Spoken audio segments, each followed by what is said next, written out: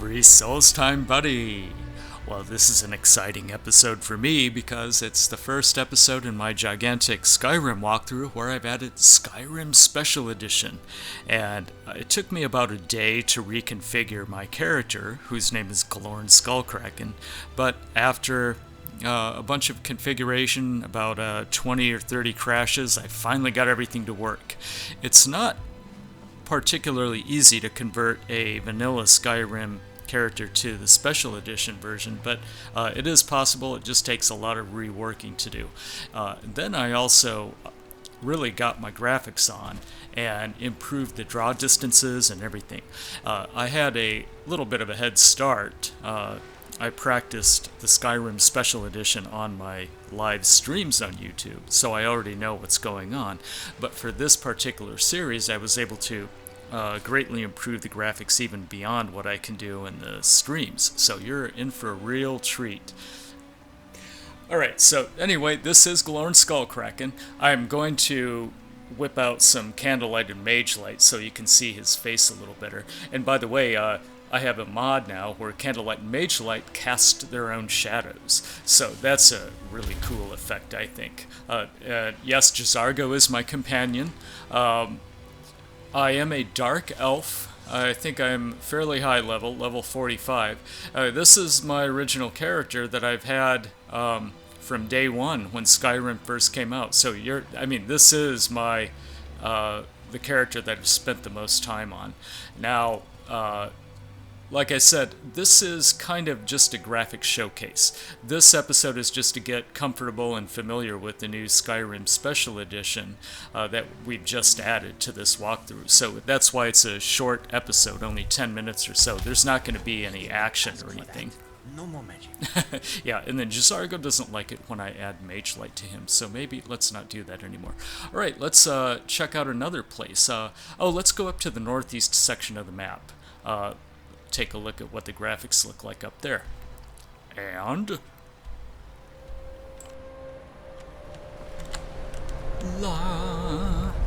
now here's one of my favorite areas in Solstheim.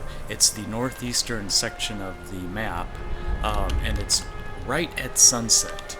So we're here at the perfect time. Now look at this. We're actually gonna head down to the beach.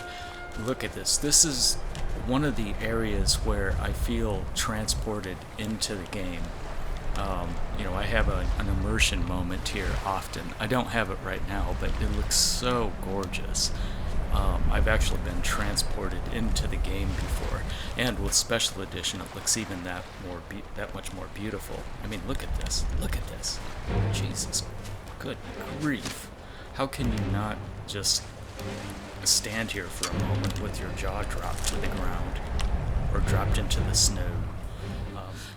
Well, how about we pop over to Tel Mithrin? It's the mushroom city over in the southeastern section of the island.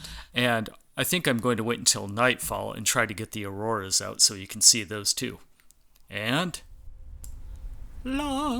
here they are. I promised auroras and you got them. Now, it causes the night sky to cast a strange glow upon the rest of the island at night when the auroras are out like this. So that's why you might see some unusual ashy, grayish tint to the entire area. But I think it really adds to the atmosphere, even in the middle of the night. I think it's like 2 o'clock in the morning. This is gorgeous. I also have a custom galaxy up in the sky there, see? And I do like how this special edition re-renders the sky. It renders the sky differently and it renders the cloud patterns differently, along with the special effects that you get in Solstheim, which is the ash atmosphere, or like the ashy haze that only happens up here in Solstheim. Alright, I'm just going to head over to the city really quick. We're not going to go inside the mushroom or anything, but I just thought I would show you how different it looks in Special Edition. And it does look really good, I think. Okay, now why don't we pop over back into Skyrim and land in Windhelm, and then we'll go from there. And back in Windhelm. this is where you get to start seeing some of the level of detail improvements I've made. So there's a couple of things I do in my ini files. So there's a Skyrim ini file, then there's a Skyrim prefs.ini file. So the first thing I always do in any Bethesda game, I bump up the U-grids to load to 7. And then I also added a new setting in Skyrim prefs.ini. It only works in the special edition. It's called U-large ref LOD grid size, and I bumped that all the way up from 11 all the way up to 21.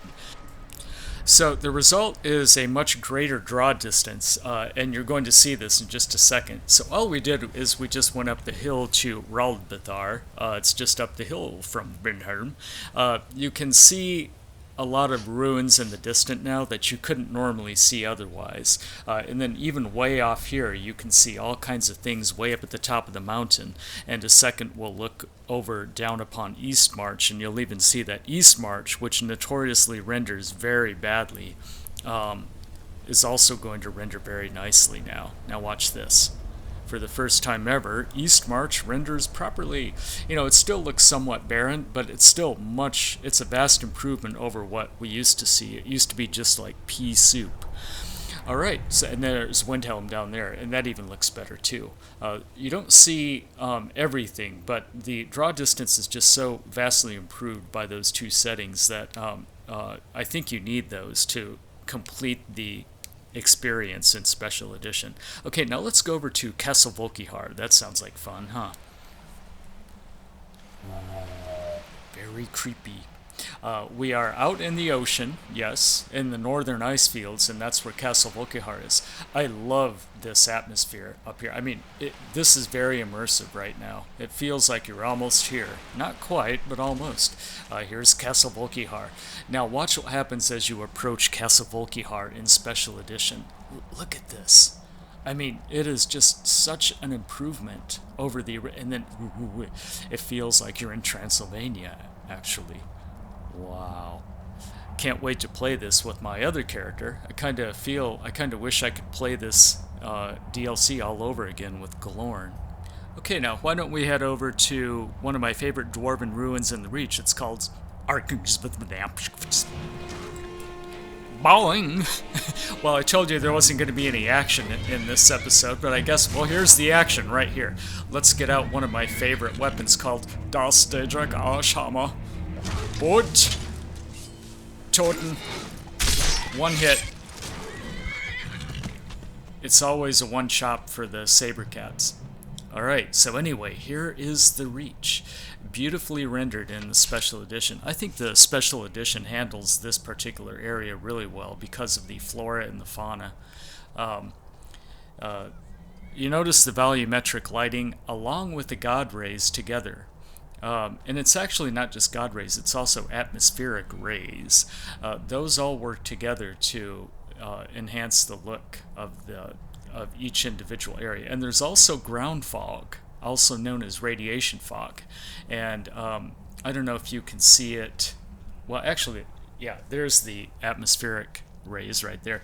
The ground fog you can actually see right here. I mean, it's obvious if you just look at it. Oh, juniper berries.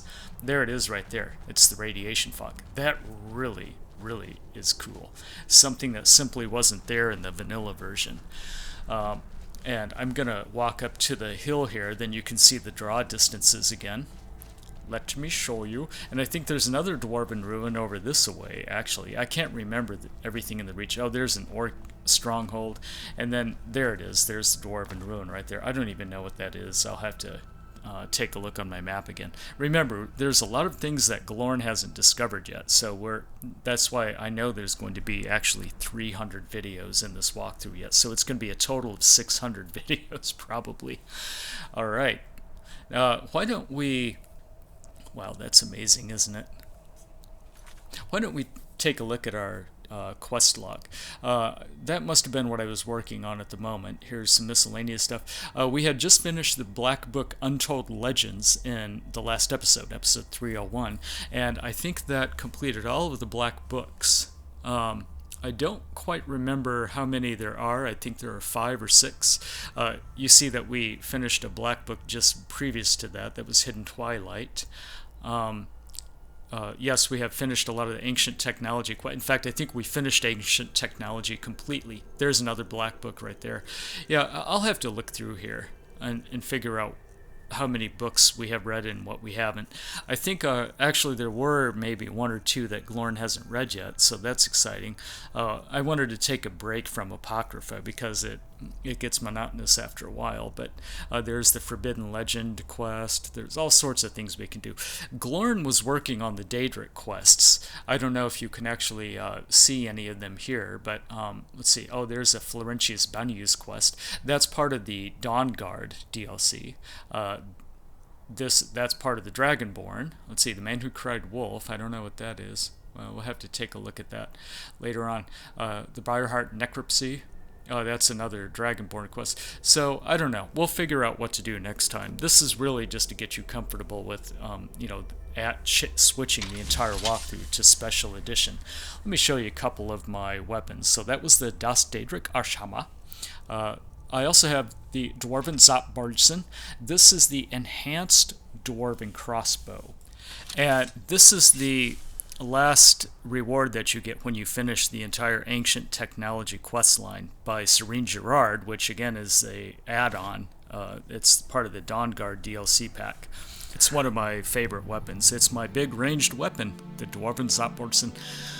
Alright, well let's end here. I just wanted to showcase some of the graphics, get you familiar with the Special Edition, and let you know that yes, it is barely half over. We've got at least 300 episodes to go on this gigantic walkthrough. Alright, we'll see you next time, and maybe in the comments you can suggest to me what Glorn should do next. I was thinking of going back to Solstheim and doing that quest where we get a Dwarven Spear as a follower. We could do that. That's one idea. Alright, we'll see you next time in Skyrim. Thanks for watching.